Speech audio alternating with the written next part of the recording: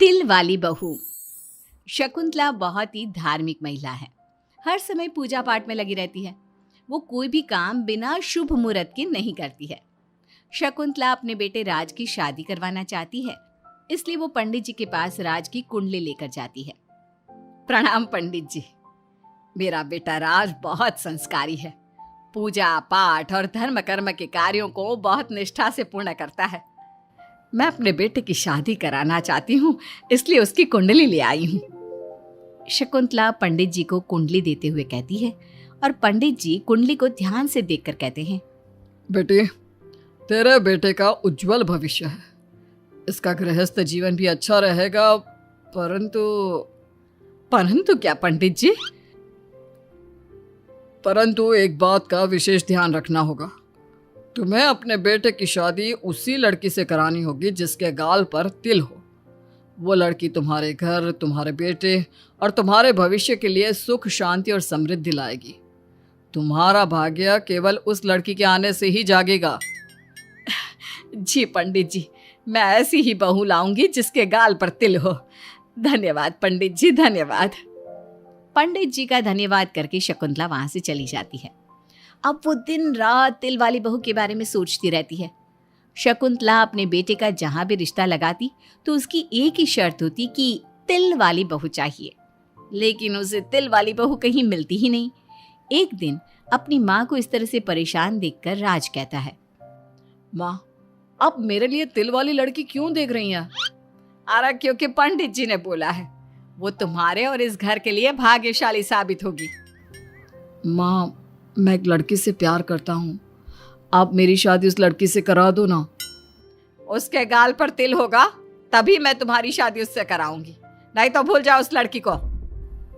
माँ की बात सुनकर राज को लगा कि माँ उसकी शादी कभी होने ही नहीं देगी, इसलिए उसने बिना कुछ सोचे समझे बोल दिया, माँ है ना, उसके गाल पर तिल है। सच में माँ, बहुत प्यारा तिल है। तू सच कह रहा है बेटा? अरे तो तूने मुझे पहले क्यों नहीं बताया? जल्दी से मुझे उस लड़की से मिलवा दे। ठीक है माँ, मैं बात करता हूँ उससे। अगले दिन राज रोशनी के पास पहुंचा और उसे सारी बात बताई। रोशनी ने सारी बात जानने के बाद कहा, राज, तुमने माँ से झूठ क्यों बोला? मेरे गाल पर कोई तिल नहीं है। अरे मेरे पास कोई और रास्ता नहीं था रोशनी। उस समय मुझे जो ठीक लगा मैंने किया। अगर मैं ऐसा नहीं बोलता तो माँ मेरी शादी किसी तिल वाली लड़की से करा देती। माँ से इसे झूठ बोलना ठीक नहीं है। माँ को कोई तिल वाली लड़की मिलती ही नहीं, तो माँ अपने आप तुम्हारी शादी मुझसे कराने के लिए तैयार हो जाती। अरे तुम्हें पता नहीं, पंडित जी के मुख से निकली बात मेरी माँ के लिए पत्थर की लकीर है। वो आकाश पाताल एक कर देंगी, लेकिन तिल वाली लड़की ढूंढ कर ही रहेंगी। जो भी हो राज, लेकिन माँ को जब कभी सच्चाई का पता चलेगा तो उन्हें बहुत दुख होगा। और मेरे गाल पर तो तिल है ही नहीं, अब मैं माँ से कैसे मिलूंगी? तुम अपने गाल पर काजल से एक तिल बना लो ना, बाकी मैं संभाल लूंगा। अगले दिन रोशनी ने ऐसा ही किया। उसने काजल से गाल पर एक तिल बना लिया। इसके बाद राज ने रोशनी को अपनी माँ से मिलवाया, और जब शकुंतला ने रोशनी को ध्यान से देखा तो उसके गाल का तिल देखकर बहुत खुश हो गई और दोनों का रिश्ता पक्का कर दिया। कुछ ही दिनों में शकुंतला ने राज और रोशनी की शादी बहुत धूमधाम से करा दी। बहू, राज, जल्दी बाहर आओ, एक खुशखबरी है। रोशनी और राज बाहर आते हैं। राज, देखा, मेरी बहू के भाग्य से घर में खुशी आने लगी। जिस जमीन का केस हम पिछले 10 साल से लड़ रहे थे ना, वो केस अब खत्म हो गया है। अभी अभी वकील साहब का फोन आया है, वो केस हम जीत गए हैं। माँ, ये तो बहुत अच्छी खबर है। ये सब आपकी मेहनत का फल है। आपने इस कोर्ट केस के चक्कर में बहुत मेहनत की है। अरे नहीं बेटा, ये तो मेरी तिल वाली बहू के भाग्य से हो रहा है। पंडित जी ने बिल्कुल सही कहा था। शकुंतला रोशनी को बहुत प्यार करती है, लेकिन रोशनी के मन में दुख होता है। वो सोचती है, माँ मेरे झूठ को सच समझ रही है। अगर माँ को ये पता चल गया कि ये तिल नहीं काजल है तो उन्हें कितना दुख होगा। मैं आज ही राज से बात करूंगी कि वो माँ को सारी सच्चाई बता दे। शाम को राज घर आता है तो रोशनी राज से कहती है, राज, हमें माँ को सारी सच्चाई बता देनी चाहिए। घर में कुछ भी अच्छा होता है तो माँ को लगता है कि सब मेरे गाल के तिल की वजह से हो रहा है। तुम्हारे गाल की तिल की वजह से कुछ नहीं हो रहा। लेकिन हाँ, तुम्हारी वजह से हो रहा है। तुम इस घर में लक्ष्मी का रूप लेकर आई हो। सब बात ठीक है राज, लेकिन मैं माँ से और झूठ नहीं बोल सकती। मैं कल ही उन्हें सब कुछ सच सच बता दूंगी। नहीं रोशनी, अभी हम कुछ नहीं बता सकते। अभी हमारी शादी को ज्यादा दिन भी नहीं हुए। तुम माँ के दिल में अपने लिए थोड़ी और जगह बना लो, उसके बाद में पक्का मैं ही माँ को सब कुछ बता दूंगा। इस तरह से दिन गुजरने लगते हैं और शकुंतला के घर में खुशियों का आना लगा रहता है। शकुंतला अपनी बहू से बहुत प्यार करने लगी थी। एक दिन शकुंतला रोशनी के कमरे में गई। बहू, ओ बहू, कहाँ है तू? माँ, मैं बाथरूम में हूँ, नहा रही हूँ। अरे देख तो मैं तेरे लिए क्या लाई हूँ, जल्दी बाहर आ। अब मैं क्या करूँ? मेरे पास तो काजल भी नहीं है, अब चेहरे पर क्या लगाऊं? राज, तुमने अच्छा फंसाया मुझे। माँ, आप अपने कमरे में जाइए, मुझे नहाने में थोड़ा टाइम लगेगा। मैं खुद आपके कमरे में आ जाऊंगी। नहीं बहू, तू जल्दी से निकल कर आ, मैं यहीं बैठी हूँ तेरे कमरे में। जब रोशनी को इस बात का एहसास हो गया कि उसकी सास कमरे से नहीं जाएगी, तो उसने अपने गीले बाल एक तरफ कर लिए और बालों से अपना आधा चेहरा छुपाकर बाहर आई। बहू, नहा ली तुम?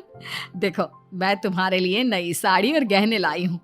आज शाम को बहुत मेहमान आ रहे हैं, मैं तुम्हें सबसे मिलवाऊंगी। मेहमान किस लिए आ रहे हैं माँ? अरे तुम्हें राज ने बताया नहीं बहू? हमारी कंपनी इस साल नंबर 1 की पोजीशन पर पहुंच गई है और ये सब तेरी वजह से हुआ है। चलो मैं चलती हूँ, मुझे शाम की बहुत सारी तैयारी भी तो करनी है। जब शकुंतला रोशनी के कमरे से चली गई, तब उसकी जान में जान आई। शाम को पार्टी में बहुत बड़े बड़े लोग आए थे। शकुंतला ने अपनी बहू को सबसे मिलवाया और उसकी खूब तारीफ की। पार्टी में सब लोग शकुंतला के सक्सेस का राज पूछ रहे थे, तो शकुंतला अपनी बहू और उसके दिल की तारीफ कर रही थी। एक दिन शकुंतला अपने बहू बेटी के साथ घूमने गई। आज हम घूमने आए हैं तो देखो, मौसम भी कितना प्यारा हो गया है, लगता है बारिश आने वाली है। शकुंतला के इतना कहते ही जोरों की बारिश शुरू हो गई। रोशनी और राज कुछ सोच पाते इससे पहले ही रोशनी के गाल पर काजल का तिल बह गया और शकुंतला ने ये सब देख लिया। अब शकुंतला के गुस्से की कोई हद ना रही। तुमने मुझसे झूठ बोला? तेरी इतनी हिम्मत! कल वही, मैंने तुझे इतना प्यार किया, तुझे अपने बेटे से ज्यादा ममता दी और तूने मेरे साथ विश्वासघात किया। मैं तुझे कभी माफ नहीं करूंगी। माँ, इसमें रोशनी की कोई गलती नहीं है।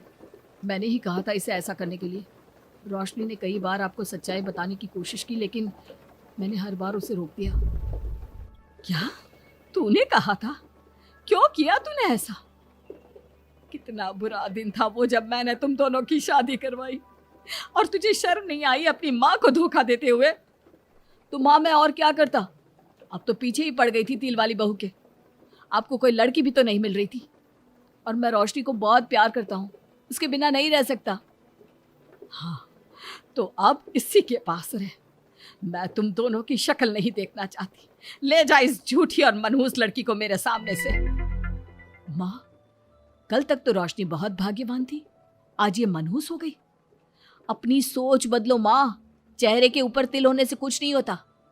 आपने देखा नहीं, रोशनी के घर आते ही हमारे सारे काम पूरे हो गए। आज हमारी कंपनी नंबर 1 है। अब कब अंधविश्वास करना छोड़ोगी? बेटे की इतना समझाने पर माँ को समझ में आ जाता है कि वो गलती कर रही है। शकुंतला अपने बहू बेटी को लेकर घर आ जाती है। अगले दिन शकुंतला रोशनी के गाल पर काजल से एक तिल बना देती है। राज और रोशनी शकुंतला को बहुत हैरानी से देखते हैं। तब वो कहती है, ऐसे क्या देख रहे हो तुम दोनों? ये तिल नहीं, काला टीका है, ताकि मेरी बहू को किसी की नजर ना लगे। शकुंतला की बात सुनकर सब हंसने लगते हैं।